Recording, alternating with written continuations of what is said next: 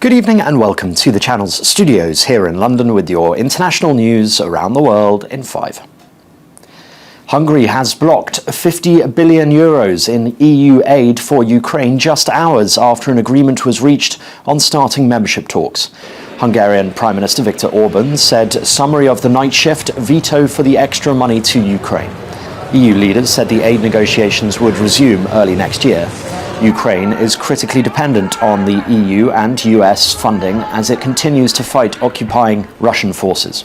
Hungary, which maintains close ties with Russia, has long opposed membership for Ukraine, but did not veto that move. Good evening, everyone. This is a historic moment, and it shows the credibility of the European Union, the strength of the European Union. We want to support Ukraine. It's a very powerful political signal. It's a very powerful political decision. And today and tonight, I think to the people of Ukraine, we are on their side, and this decision made by the member states is extremely important for the credibility of the European Union. Israel's military says it has recovered the bodies of 2 Israeli soldiers who were taken hostage by Hamas on the 7th of October. Nick Bazer and Ron Sherman were both 19.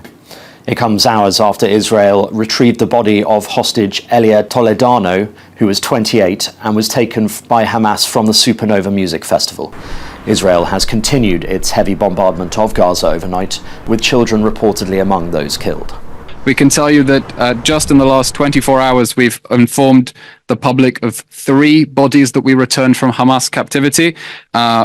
Corporal Nick Bazer and Sergeant Ron Sherman, who were abducted on October 7th, and Elia Toledano, aged 28, abducted from the Nova Music Festival. That brings us to 8 hostages who were murdered in captivity and their bodies since repatriated. Chinese state media has reported a rush-hour collision between 2 subway trains in Beijing, leaving 102 people with broken bones. More than 500 people were sent to hospital after the incident, which occurred at about 7 p.m. local time on Thursday. The trains collided during heavy snowfall while going downhill on the Changping subway line. As of Friday morning, 423 people had been discharged from hospital. While such accidents are not common on the Chinese capital's transport network, snowstorms reportedly led to slippery tracks. A teenager from Britain who disappeared 6 years ago has been found in southern France, fleeing a spiritualist mountain community, according to a driver who crossed paths with him and informed police.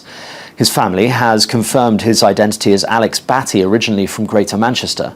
Batty, then 11 years old, had disappeared during a trip with his mother and grandfather to Malaga in 2017.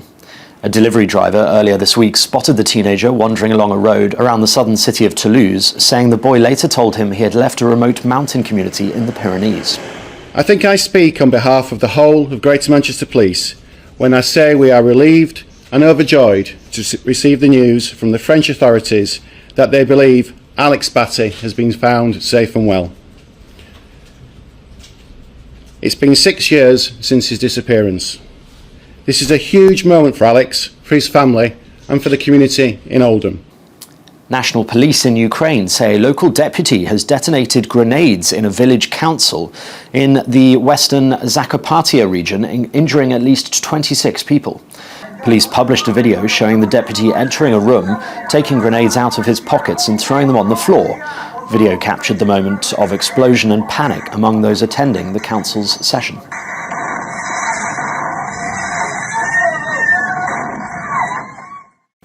And Britain's King Charles has visited the Royal Courts of Justice in London and met with staff and volunteers at the High Court. Charles heard about the work of voluntary magistrates who have supported the justice system and the outreach work undertaken by diversity and community relations judges and magistrates. The King also met young students engaged in a mock trial inside the court's chambers. Meanwhile, Charles's son, William, the Prince of Wales, donned his Royal Navy uniform at a passing out ceremony for junior naval officers at the Britannia Royal Naval College in Dartmouth. And that's your international news around the world in 5. Now back to the channel studios in Lagos.